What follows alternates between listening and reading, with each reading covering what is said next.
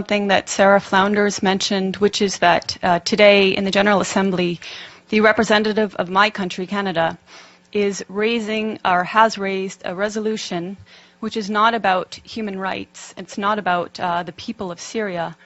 It's a resolution meant to point fingers and to vilify the governments of Syria and Russia. And this resolution relates to a UN Security Council resolution that was vetoed by Russia and China some days ago. That resolution pertained to another useless ceasefire in Syria, which would have no bearing on, bring no good to the people of Syria, and which follows a week of liberation of areas of Aleppo, which now amounts to about 95% of areas of Aleppo that have been occupied for years by terrorist factions. So at this time, when 100,000 civilians in these areas occupied for years by terrorist factions have been liberated, the UN, parties in the UN wanted to impose another ceasefire. And I want to remind people why these ceasefires are indeed pointless. The last ceasefire in September was from the very start negated by 20 main terrorist factions who declared they were not going to participate, and from the very beginning violated the ceasefire over 300 times during the duration of the ceasefire. And not only these terrorist factions, while the Syrians and while the Russians adhered to the tenets of the ceasefire, but the American-led coalition itself violated the ceasefire by targeting Syrian army positions in Deir ez-Zor, killing at least 83 Syrian soldiers in a prolonged attack that lasted nearly 1 hour and which enabled ISIS to overtake that position. So this is one reason why a ceasefire is pointless at this point in time. There is no faith that any of the parties that the US and Western leaders who have funded these terrorists, there's no faith that they can actually control the terrorists and get them to adhere to a ceasefire. And the people of Aleppo want Aleppo to be completely freed. And I speak having been to Aleppo 4 times, and this is the will of people in Aleppo. So on that note, I'd just like to talk about briefly, I've been to Syria 6 times since 2014, 2 of which were with international delegations, and 4 times were independently on a visa I applied for, paid for, and waited for. My trips have been self-funded or fundraised, and I've gone at my own risk and been able to travel freely in the country to areas I wish to travel to. I've been many times to Homs, to Malula, to Latakia, Tartus, Siath, Sweda, and again Aleppo 4 times. And I mention these because I think it's important people realize I have, wherever I've gone, I've spoken in Arabic to the people I'm speaking with. What Donna, what Sara have said, that the people support their army and government is absolutely true. Whatever you hear in the corporate media is the complete opposite. And on that note, what you hear in the corporate media, and I will name them, BBC, Guardian, New York Times, etc., on Aleppo is also opposite of reality. Aleppo since 2012 has been inhabited by different terrorist factions, among them al-Nusra, among them the so-called Free Syrian Army, which has committed the same heinous acts of terrorism as al-Nusra, as ISIS, as Ahrar al-Sham, as Nuruddin al-Zinki, which beheaded a 12-year-old Palestinian child, and somehow is still deemed moderate. Since 2012, these areas of Aleppo, which have now recently been freed, their occupation by these terrorist factions has meant the greater Aleppo, the 1.5 million plus population of greater Aleppo have suffered sieges, denying them food and medicine. They've suffered for years a want of electricity and water, and they've suffered daily bombardment by these terrorists of mortars, of gas canister bombs, which are improvised and made locally, of water heater bombs, which are even more powerful and can level floors of entire buildings, of conventional weapons like Grad rockets supplied by the West, and etc. As I said, they've suffered these attacks on a daily basis, and even now, because there are still Western-backed terrorists in pockets of Aleppo, there are still mortars and gas canister bombs raining down, and people are still dying in Aleppo.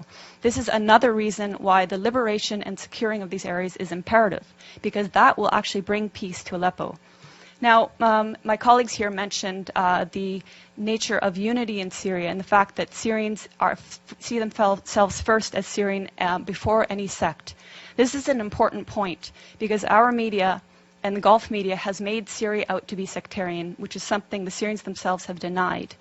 But it's a tool to make people confused. It's a tool to make people believe that it's Sunnis against Bashar al-Assad, when in fact, bear in mind that Aleppo is overwhelmingly Sunni and is with the government and is with the army and is suffering from the terrorists who declare that they are liberating the city in Syria. Other points about Aleppo are hospitals in Aleppo have been attacked. I'm sure you've heard in the media that hospitals have been attacked. Well, this media is referring to the pockets of Aleppo that were occupied by terrorists. And they have manufactured stories, and I can give you a precise account. In April of this year, there was a hospital called the Al-Quds Hospital, which in a concerted effort, all media said was attacked and targeted and badly damaged by either the Syrians or the Russians. In fact, the Russians had satellite imagery showing that this hospital was in the same shape that it was in October 2015. No difference. Therefore, it was not attacked. Months later, The Guardian, which is a prominent British newspaper, actually said the Al-Quds Hospital that it had alleged months prior to be attacked and destroyed was treating victims of so-called chemical weapons attacks. So even the media that is lying is inconsistent in their lies. But there have been hospitals attacked. I went to the Al-Dabit Hospital, which is in Aleppo City. It's a maternity hospital. It was attacked on May 3rd, and 3 women were killed. You would think this would be something raised at the UN or by so-called human rights groups, but it was not. In December 2013, the Kindi Hospital was attacked and destroyed. It was the largest and best cancer treatment hospital in the Middle East. It was destroyed by al-Nusra terrorist truck bombings. And in fact, in recent media reports on Aleppo, again alleging Syrian or Russian strikes on hospitals, Fox News actually had the audacity to use a photo of Al-Kindi Hospital and allege that this is in eastern areas of Aleppo and that this hospital had been attacked by Syrian or Russian strikes. This goes to show how much the media has been lying from the very beginning about Syria and continues to lie. When I went to Aleppo, I spoke with the Aleppo Medical Association. They comprise 4,160 active and registered doctors. More lies in the media have said the last doctor in Aleppo, the last pediatrician in Aleppo. Of these over 4,000 doctors, 800 of them are specialists. So you can see that when the media talks about Aleppo, it's talking about areas that were occupied by terrorists. And it's completely negating the suffering and the will of the Syrian people in Greater Aleppo. When I was in Aleppo in July, I got a taste of some of the bombings by these terrorist factions. There was an explosion about half a kilometer away at Hatat Baghdad, and I don't know how many people were killed that day, but it was close enough that it was a massive plume of smoke. About 5 minutes later, an explosive bullet fired from an area occupied by terrorists landed about 15 meters away from where I was. If it had hit parked cars, I wouldn't be here speaking. A day later, a good friend of mine, his mother was killed by one such explosive bullet. So this is just a small taste of what people are suffering on a daily basis. In November, when I was there with a delegation of Western journalists, including from the New York Times, LA Times, BBC, etc., on November 3rd, there were a series of attacks throughout the day with Grad missiles, explosive vehicles, and other explosive bullets and snipings. By the end of the day, 18 people, civilians, were murdered, and over 200 were injured, including critically. We were at the Al-Razi hospital, which is one of the main hospitals, and we saw the maimed people pour in. And this was just one day of many of endless days in Aleppo. On November 4th, we were at the Castello Road humanitarian crossing. This was a day that was meant to allow the people in eastern areas of Aleppo that were inhabited by terrorists to evacuate. And this was not the first time. On prior occasions, the Syrians and the Russians had opened 8 humanitarian corridors to enable people to leave. These were attacked by terrorist factions heavily. Even that day on November 4th, the Castello Road crossing was attacked, twice with mortar shelling when we were there and 5 times afterwards. Clearly, there has been political will and intent by the Syrian government and its Russian allies to enable civilians to leave, to minimize any sort of loss of human life. Clearly, the terrorists that declare themselves liberators of Syria do not want people to leave. They've been holding civilians hostage. And if you're following reports that are not BBC and that are not New York Times, you will see countless testimonies of civilians, of the 100,000 civilians who've been liberated the last week, saying, thank God for the Syrian Arab army that liberated us, and the terrorists were hoarding food, they were preventing us from having food. This is all documented. Also documented are that areas in these areas occupied by terrorists, including a school, were housing chemicals used to make chemical weapons. And you could see also the gas canisters that were used to make explosive gas canister bombs. In fact, even when I was in Leiramun, we saw a factory in one of the buildings that was used to make gas canister bombs. In Leiramun, we also saw evidence of the so-called Free Syrian Army that some people say doesn't exist anymore. The 16th Brigades was active there. They had a cell underground, 3 stories below, that was perfectly intact in spite of aerial bombings above ground. And I make this point because people talk about the destruction in Aleppo as if the physical destruction matters. It's the people that the Syrian government and the Syrian people care about. And the destruction in areas occupied by terrorists occurs because the terrorists are bunkering below ground, come up above ground, fire their bombs on civilian populations, and go back below ground. So I just want to address a few other myths. Some of the myths that have been about Aleppo and Syria in general have been that the Syrian government and army are starving the population. Again, I refer to testimonies of people, even people I met with in November. I met with a family of displaced people from Al-Halak, which is north of Bustan al-Pasha, which was an area, both areas occupied by terrorists. At that time, when I met them on November 10th, he told me that they had fled along with about 40 others on about 20 days prior, and that they had tried twice prior to flee, but they were prevented violently so from doing so by the terrorists that inhabited those areas. This is the case. These are the testimonies coming out of Aleppo now. People saying, we tried to flee, they wouldn't let us, they shot at us. There are also videos showing people who did manage to flee coming under fire and the Syrian army actually protecting them, acting as human shields. So that's to say that what we've been hearing in the corporate media is not depicting an accurate image of what's happening in Aleppo. The corporate media is saying that the Syrian army is attacking people, and until today, the corporate media is maintaining this, even though the exact opposite is true. I would ask you to follow the voices of people in Syria who, like my colleagues here said, they want you to speak the truth. They're tired of lies. They're very well aware of the lies that our media is purporting and that our human rights groups are purporting. They want an end to the violence. They don't want this war to continue. They didn't ask for this war. But as my colleagues stressed, Syria is a sovereign nation. It has the right to fight against terrorism. And we know that 101 of 193 UN member states have sent terrorists to Syria to slaughter and destroy. So Syria is fighting a war against terrorism. It's winning in Aleppo, and hopefully either the terrorists will accept a deal to be transported out of Aleppo, hopefully they will participate in the Musalaha, the reconciliation, will lay down their arms, will take the amnesty offered to them by the government and which has been taken by thousands of former militants. And hopefully, above all, the U.S. will stop supporting terrorism and stop funding terrorism. And hopefully this new bill will take fire, will be supported, and actually it will be impossible to fund and armed mercenaries from FSA, Ahrar al-Sham, Nuruddin al-Zinki, and all the colors in between, because they're all the same terrorists. Yeah, thank you. Thank you, Eva. Very informative. Thank you very much. Now we are open to questions, if there are questions. The gentleman in the back. Thank you very much. I'm Christopher Ronneberg with the Norwegian newspaper Aftenposten. A question for, or two questions for Ms. Bartlett here.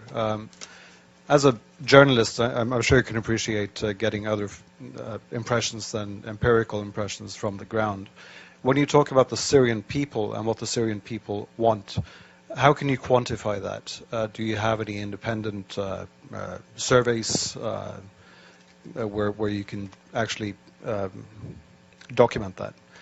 And secondly, you talk about the corporate media, the Western media, the lies, and all of this. Could you explain what you think might be the agenda from us in the Western media, and why we should lie, why the international organizations on the ground should lie, why we shouldn't believe all these absolutely documentable facts that we see from the ground, these hospitals being bombed, these civilians who are talking about the atrocities that they have been experiencing. How can you justify calling all of us liars? Sure. Thank you. I mean, there are certainly honest journalists amongst the very compromised establishment media. Let's start with your second question. So, international organizations on the ground. Tell me which ones are on the ground in eastern Aleppo.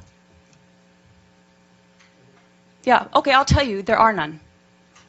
There are none. These organizations are relying on the Syrian Observatory for Human Rights, which is based in Coventry, UK, and which is one man. They're relying on compromised groups like the White Helmets, which, let's talk about the White Helmets. The White Helmets were founded in 2013 by a British ex-military officer. They have been funded to the tune of $100 million by the US, UK, and Europe and other states. They purport to be rescuing civilians in eastern Aleppo and Idlib, yet no one in eastern Aleppo has heard of them. And I say no one, bearing in mind that now 95% of these areas of eastern Aleppo are liberated. The White Helmets purport to be neutral, yet they can be found carrying guns and standing on the dead bodies of Syrian soldiers. And their video footage actually contains children that have been recycled in different reports. So you can find a girl named Aya who turns up in a report in month, say, August, and she turns up in the next month in 2 different locations. So they are not credible. The SOHR is not credible. Unnamed activists are not credible. Once or twice, maybe, but every time, not credible. So your sources on the ground, you don't have them. As for your agenda, not your, but the agenda of some corporate media, it is the agenda of regime change. How can the New York Times, I was reading it this morning, or how can Democracy Now!, which I was reading the other day, maintain until this day that this is a civil war in Syria? How can they maintain until this day that that the protests were unarmed and nonviolent until, say, 2012? That is absolutely not true. How can they maintain that the Syrian government is attacking civilians in Aleppo when every person that's coming out of these areas occupied by terrorists is saying the opposite? So that's with regards to your question on lying Western media. How do I quantify the support of the Syrian people? The elections. In 2014, the Syrian people held elections. The voter turnout was 88%, including people in Lebanon, where I was during the elections in Lebanon, which were actually ran for 2 days, extended hours, people walking for kilometers to reach the embassy, including people who flew from their own countries like mine, which has criminally shut the Syrian embassy so that Syrian people have no rights, and including people within Syria who braved a torrent of terrorist mortars and missiles on election day. And yet, voter turnout rate was something like 88%, I believe. And the election, the results were 78, I believe. I think Tim Anderson gives you the opposite. Okay, I might get the turnout wrong. So the results. 74 was the participation. 74 participate, 88. Okay. Anyway, the point being, overwhelmingly, the people support President Assad. That's based on elections, based on my own travels. Okay, so that's subjective. But as I said, I've traveled around Syria, talked with people of all faiths, all walks of life, and there are people that want change in the government. We're not pretending they don't want change. Everybody wants change. But in terms of support of the government, the point is they don't see President Assad as the problem. They see the problem as terrorism. They see elements of problems in the system that they have there. But President Assad, they don't see as the problem. They actually overwhelmingly support him. So I'm basing it on their choice in their leader, and I'm basing it on my interactions with people in Syria and Lebanon.